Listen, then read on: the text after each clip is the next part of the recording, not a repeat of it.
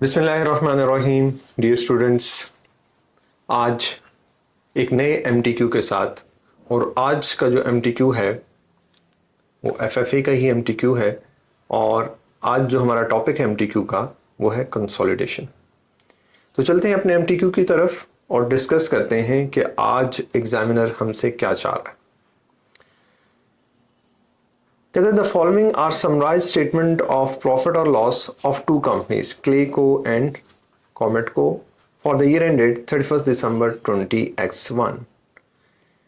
Clayco has owned 80% of ordinary shares of Cometco for many years. तो first जो चीज थी कि मिड ईयर एक्विजिशन नहीं है, there is no mid year acquisition. और हमें जो डाटा नजर आ रहा है कि हमें प्रॉफिट एंड लॉस दी गई है, statement of profit and loss दी गई है। और अगर statement of profit and loss दी जाए तो ये बहुत ही आसान सवाल होता है, क्योंकि हमने क्या करना होता है, हमने अपनी इनकम को पेरेंट प्लस सब्सिडरी की इनकम को ऐड करना है पोस्ट एक्विजिशन सब्सिडरी की income.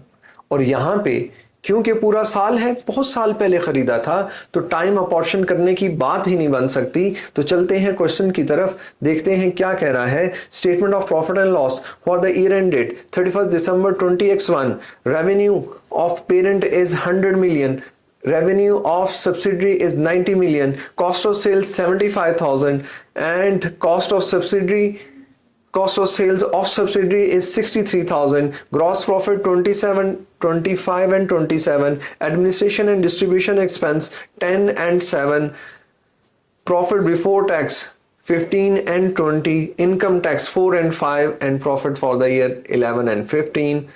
This is the data, and what's the first task? Task 1. Complete the consolidated statement of profit and loss of Clayco for the year ended 31st December 20X1, and this task is for 4.5 marks.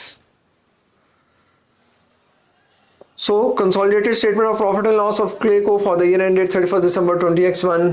First, we have to find out the revenue. How can we find this revenue? Again, जिस तरह मैंने अभी थोड़ी देर पहले बात की, it's P plus S just. So, what's the revenue of P? It's 100 million. What's the revenue of S? It's 90 million. So, it's 190 million. 190. And what's the cost of sales? It's 75 plus 63. There is no intra-group sales. अगर intra group sales होती तो मैं cell से भी minus करता, मैं cost of sales से भी माइनस करता, और उसके ऊपर जो कॉस्ट ऑफ सेल्स होती वो कॉस्ट ऑफ सेल्स जो अनरियलाइज प्रॉफिट होता तो वो अनरियलाइज प्रॉफिट मैं कॉस्ट ऑफ सेल्स में ऐड करता। तो यहां पे ऐसी कोई ट्रांजैक्शन नहीं थी। ग्रॉस प्रॉफिट मैंने आपको पहले कहा था सेल्स और कॉस्ट ऑफ सेल्स के मार्क्स होते हैं। ग्रॉस प्रॉफिट आपको एग्जाम में ब्लैंक नजर आएगा, वहां पे आप कुछ राइट नहीं कर सकेंगे और उसके कोई मार्क्स नहीं होंगे। तो देखें रेवेन्यू हमारा क्या आ गया, रेवेन्यू 100 प्लस 90 190, एंड कॉस्ट क्या आ गई 75 प्लस 63। आप कैलकुलेटर ले सकते हैं, 75 प्लस 63 करें तो 138 is your cost of sales.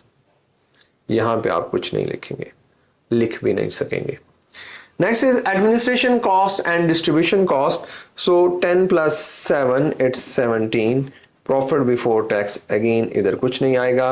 What's the income tax? 4 plus 5 it's 9, and profit again marks नहीं होंगे। And what's the profit attributable to parent and NCI. तो याद रखो एनसीआई कौन लोग हैं? ये वो लोग हैं जिनके पास सब्सिडरी के शेयर्स हैं। भैया कितने परसेंट शेयर हैं? पेरेंट ने सब्सिडरी के 80% खरीदा तो 20% शेयर्स किसके हैं? एनसीआई के हैं। 20% नॉन कंट्रोलिंग इंटरेस्ट है, तो 20% of subsidiary profit is NCI. तो 20%, 15 का 20%, 15 मल्टीप्लाई बाय 0.2, इट्स 3 हमारे पास क्या आ जाएगा? 3 हमारे पास क्या आ जाएगा? एनसीआई। और यहां पे profit attributable to share holders of parent, यहां पे आपको एग्जामिनर फॉर्मूला देता है। क्यों फॉर्मूला देता है? वैल्यू क्यों नहीं पूछता? क्योंकि अगर आपने ऊपर से कोई भी एडजस्टमेंट कोई भी वैल्यू गलत कर दी तो ये वैल्यू गलत आएगी। इसलिए मैं बार बार कह चुका हूं कि एक गलती की आपको 2 दफा मार्क्स डिडक्ट नहीं किए जाते, तो इसलिए वो यहां पे क्या देगा, total profit for the year. Total profit for the year जो आपने अभी निकाला, जो पूरी स्टेटमेंट से प्रॉफिट आया, माइनस एनसीआई। एनसीआई क्या थी, एनसीआई का भी फॉर्मूला दे देता है, subsidiary profit after tax. Subsidiary profit after tax multiply by NCI percentage. तो अगर वैल्यू की बात करूं तो वो 15 का 20% है, और अगर वैल्यू ना होती तो जस्ट वो आपको फॉर्मूला दे देता, profit, grow profit for the period, grow profit for the year minus subsidy profit after tax into NCI share. तो हमारे पास क्या आ जाएगा, हमारे पास आ जाएगा वो प्रॉफिट का पोर्शन जो किसको मिलना है, जो किसको एट्रीब्यूट होना है, पेरेंट को। तो आपने फर्स्ट टास्क कंप्लीट कर लिया। First task statement of profit and loss का था and it's for 4.5 marks. Next चलते हैं टास्क 2 की तरफ। आपकी स्क्रीन के सामने टास्क 2 नजर आ रही होगी आपको। तो टास्क 2 में क्या कहता है जी, the following are extracts from the statement of profit and loss of Clayco and Comedco for the following year ended 31st December 2007, revenue and sales, cost of sales of both companies and gross profit of both. कहता है complete the following extracts from the consolidated statement of profit and loss for the year ended 31st December 2002। कहता है बताएं consolidated statement में revenue क्या जाएगा, cost क्या जाएगा। तो देखो पिछला जो टास्क 1 था उसमें उसने इंट्रा ग्रुप सेल्स नहीं दी, कुछ नहीं दिया। यहां पे आके आपको 4 मार्क्स के लिए वही एडजस्टमेंट जो पहली नहीं दी थी आप पूछ रहा है। तो क्या करेंगे, P प्लस एस और माइनस क्या कर देंगे, माइनस कर देंगे 220 मिलियन। 464 कैलकुलेटर आप ले सकते हैं, मेरे पास भी कैलकुलेटर है। 464 प्लस 372 माइनस 220। क्यों हम 220 कह रहे हैं, कहता है आपने 155 मिलियन की गुड्स 220 मिलियन में सेल की हैं, तो हमने सेल्स लेस करनी है। तो हम कैसे रेवेन्यू रिकॉर्ड करेंगे, इट्स 464 प्लस 372 माइनस 220। अगर आप एक्चुअल वैल्यू फाइंड करना चाह रहे हैं जो आपने लिखनी है वो है 616 million. And what's the cost of sales, cost of sales क्या होगी, it's 278 plus 253, 278 plus 253 plus purp और minus intra group sales. Sales कितनी है, सेल्स कितनी है 220, ये आ गया 311 plus unrealise profit. Unrealise profit कैसे निकालेंगे, कहता है सी को सोल्ड 80%। तो याद रखो इसीलिए परसेंट क्वेश्चन पढ़ना जरूरी है। हमने सोल्ड नहीं देखना, हमने देखना है कि रिटेन कितना किया हुआ है। तो रिटेन 20% किया हुआ है, तो प्रॉफिट का 20% पर्प होगा। तो प्रॉफिट कितना था, 155 की चीज 220 की बेची, तो प्रॉफिट कितना कमाया, प्रॉफिट कमाया था 65 मिलियन का कितनी अमाउंट, 65 मिलियन का 20%, तो इट्स 13। तो 311 प्लस 13 इज योर आंसर। तो कितना आंसर आ रहा है, 324। This is for 4 marks. तो हमने देखा कि हमारे पहले 2 टास्क हो चुके हैं। First one is for 4 marks and the second one is for 4.5 for first and 4 for second। तो 8.5 मार्क्स हो चुके हैं और अभी तक हम प्रॉफिट एंड लॉस से बाहर नहीं गए जी। टास्क 3 पे चलते हैं। कहता है जी, क्ले को purchase 75% of the voting capital of drum को on 1 May 20x3। The summarized statement of profit and loss is shown below. It's during the year, mid-year acquisition. मई से लेके दिसंबर तक कितने महीने बनते हैं, गिन सकते हैं। तो आपके पास 8 महीने बनते। कितने महीने बनते? 8 महीने बनते। तो ड्रम को का कितना रेवेन्यू लेंगे? 8 मंथ्स का रेवेन्यू लेंगे।